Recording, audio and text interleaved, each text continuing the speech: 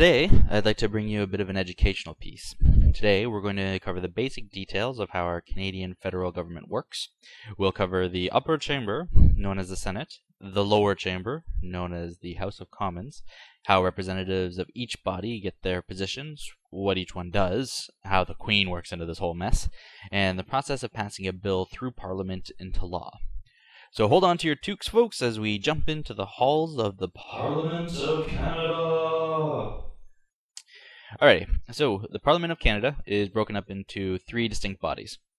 The lower chamber, or as it is more commonly referred to, the House of Commons, the upper chamber, known more commonly as the Senate, and finally, Her Majesty and Head of State, the Queen of England. Yes, folks, she is, for all intents and purposes, a third body of Parliament. Hey, fancy the Queen. Yes, fancy the Queen indeed. Anyway, the Senate and the House of Commons together create the bills and propose them to the Queen, and the Queen, through the Governor General, pass those bills into law.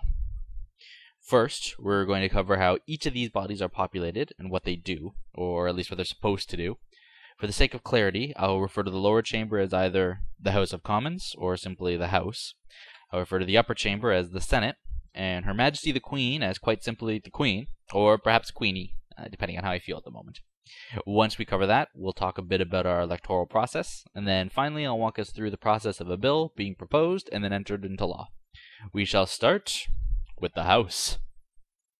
The House of Commons was first assembled in Canada in 1867, when the original provinces of Canada, now Ontario and Quebec, New Brunswick, and Nova Scotia passed the British North America Act, creating the Dominion of Canada.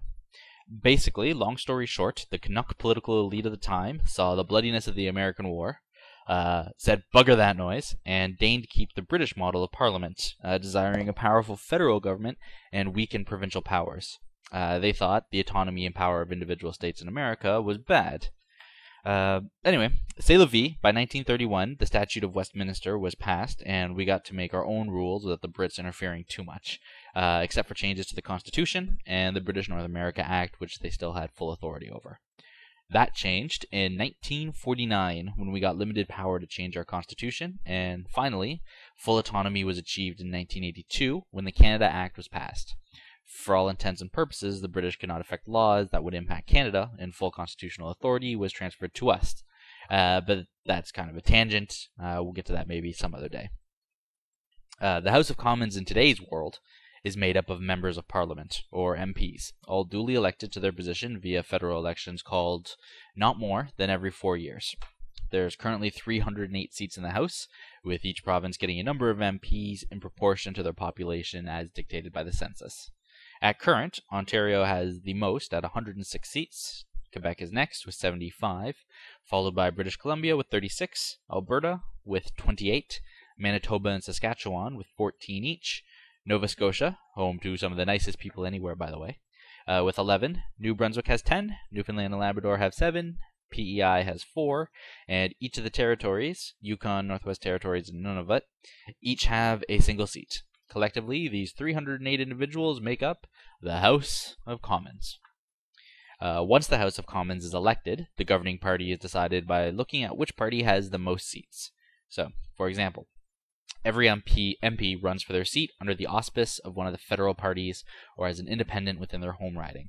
The official parties of Canada are the Conservatives, the New Democratic Party, the Liberals, and the Bloc Québécois. In our latest election, the Conservatives took 166 seats, the NDP took 103, the Liberals took 34, the Bloc Québécois took 4, and the Green Party, an unofficial Canadian party, took a single seat. Since the Conservatives took the most seats, they were given the mandate to govern, and the head of their party, Stephen Harper, became Prime Minister. Now, it's important to note that they got the mandate because they had the most seats. Since Canada functions under a multi-party system, a majority of seats is not required to govern. It happens that the Conservatives had a majority this time, but it's not necessary. With the Prime Minister selected, he can now set to work putting together his cabinet. The cabinet consists of MPs that the Prime Minister selects to be his various ministers, 39 in total. Yeah, we have a bit of a bloated political system too. It's kind of sad. But with all those positions filled, the House of Commons is formed, the Prime Minister is elected, and the Cabinet is ready to do the business of government. Important notes, just to sum up. Canada does not vote directly for their Prime Minister. They vote for their local MP. My hometown of Hamilton is split into 3 ridings, so 3 MPs come from Hamilton, just to give you an idea. The MPs are re-elected every time a federal election is called, and the Prime Minister is also an MP for a local riding. So it's possible that the leader of an official party might not win his local seat in the federal election. When this happens, aside from being really awkward, the party will usually parachute the leader of the party into a riding they did win to try to mitigate the awkwardness. So it's possible that the candidate you voted for is not the one you get, though it will be someone from that party. This is pretty rare, though. Usually party leaders win their ridings very easily, and when they don't, it's very embarrassing for everybody. So that's the House of Commons. God bless it. Next is the Senate, as controversial as it is. The history of the Senate follows the same timeline as the House of Commons, but it's possessed of some rather fun attributes. First off, senators in Canada are all appointed by the sitting Prime Minister, but they're only appointed when the seat comes up. It used to be that once an individual was appointed to the Senate, that they were appointed for life. But nowadays, they can't serve on the Senate once they exceed the age of 75. The original qualifications are pretty interesting, though, especially since we still use them. They were laid out in the Constitution Act of 1867. So in short, you need to be one of the wealthy social elite of Canada. It's kind of crazy, right? There's a financial requirement on being a senator. When adjusted for inflation, that amounts to about $175,000 worth of property and the same amount of cash. In modern times, this has never really been an issue, save for one nun that had taken a vow of poverty before becoming a senator. She got in, church signed over land into her name, it all worked out. But the intent behind this was to have a chamber of quote-unquote sober second thought to any heated legislation put forward by the House.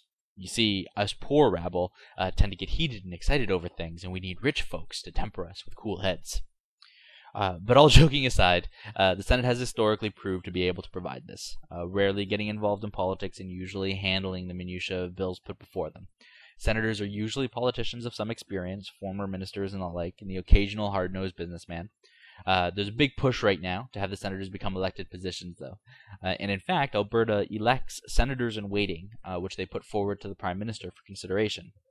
He's under no legal burden to consider these, let alone appoint them, but the public pressure is considerable, and one of them has in fact been appointed to Senate from that list. The current Senate is comprised of 105 seats. They're not proportional to the population like the House is. Ontario and Quebec each have 24. BC, Alberta, Manitoba, Saskatchewan, and Newfoundland Labrador each have 6. Nova Scotia and New Brunswick each have 10. PEI has 4, and the territories again each have 1. So that's the Senate. Finally, there's the Queen, Her Majesty the Queen of England. And the Queen is too severe. You know, the glasses get bigger and bigger and bigger. She's becoming an owl. Her glasses will be bigger than her body at some point. And then she will light fires everywhere.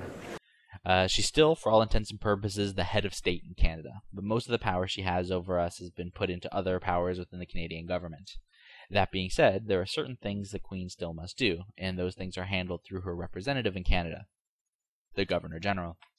The Governor-General is, in theory, appointed by the Queen to represent her interests in Canada. In practice, it's not quite so dictatorial. In practice, when the Governor-General's term expires, every 5 years, the sitting Prime Minister makes a recommendation to the Queen, which she accepts and appoints. The Governor-General is useful in that they handle much of the ceremonial business of the head of state. They hand out medals to our honored soldiers, they attend banquets and ceremonies that Canada is invited to, but most importantly, they do 2 things. One, they have the ability to dissolve Parliament and invest the power of leadership into another representative. So when you hear all this talk about coalition governments in Canada, that's basically what they're talking about doing, is going to the Governor-General and asking her to dissolve Parliament and invest in them the mandate to lead. The second thing that the Governor-General does, which is very important, is sign bills into laws. Basically, without the sign-off of the Queen, through the Governor-General, no bill in Canada can be passed into law. This process is known as royal assent. If a bill does not receive royal assent, it fails. End of sentence. And why? Fuck off, I'm the Queen. Yep, that's about right. Fortunately, bills that pass the rest of the parliamentary process always get royal assent. So while the potential is still there for the Queen to step in, the likeliness is very, very slim. Speaking of the parliamentary process, though, that brings us to our next point, which is how bills get passed in Canada. So all of this stuff is basically a real complicated way to pass legislation in Canada. At the end of the day, that's what this is all about. The House of Commons, the Senate, the Queen, it's all about laws. Well, the laws and money, but mostly laws. So here's the process in a nutshell. Step 1. Some poor sod gets it in his head to pass a bill being a draft of a law. The important thing here is whether or not that sod was a cabinet minister or just a member or senator. If it's a cabinet minister, then the bill becomes a government bill. If it's anyone else, then it's a private member's bill. The differences are minimal. All bills will have to go through the same parliamentary process, but one major difference does exist, and that's money. The bill would require part of the public revenue. It must be a government bill and have a royal recommendation, i.e. a recommendation from the Governor General. So they basically have to say yes before the law goes in, and then say yes at the end. Hey, fancy the Queen. Yes, fancy the Queen. For this example, though, we'll assume that the Prime Minister and the Cabinet were the ones proposing the bill. This is the way bills usually become laws, after all. Usually it's the government putting them forward. So, next step. Step 2. Once the bill is crafted by the Cabinet, they propose the bill to the House of Commons. The proposal is then voted on by the House. Basically, the Prime Minister and Cabinet say, hey, we want to do this thing. And the House goes, that thing is stupid. Or alternatively, yes, that is a good thing. Tell me more. Assuming the bill passes this initial vote, and it usually does when it's a government bill, then it goes to committee. Step 3. Alright, so committee is basically a bunch of specialized politicians. There's a boatload of committees out there, all with a special focus. There's a committee on agriculture, a committee on economics, a committee on agenda and procedure, on fisheries and oceans, on the environment, on government operations and estimates. You name it, there's a committee for it. Once the bill gets past committee, usually with more than a few changes, it goes back to the House of Commons. Okay? Step 4. The House of Commons then takes the bill, now drafted and reviewed by the committee, and debates the bill, which you can check out on CPAC. This is usually filled with all sorts of discussion, debate, and hollering back and forth. Canadians want to know if the Honourable So-and-so has considered how terrible this idea is, because it's going to cost us a lot, even by the Honourable So-and-so's rather spend-easy policies. It's real good stuff. You should watch it sometime. In any case, the bill is either voted through or it's voted down. If it's voted through, then it goes to the next stage. Step 5. Senate approval. So, the bill, now having been approved by the House of Commons twice and passing through a House committee, is ready to be reviewed by the Senate. Generally, this step is very quick. The senators review the bill, check that the I's are dotted, T's are crossed, and then if all goes well, and it usually does, then the bill is passed to the Governor General for Step 6, royal assent. Alrighty, so 4 passed votes from over 400 people, and it all comes down to this. 1 Governor General, 1 bill.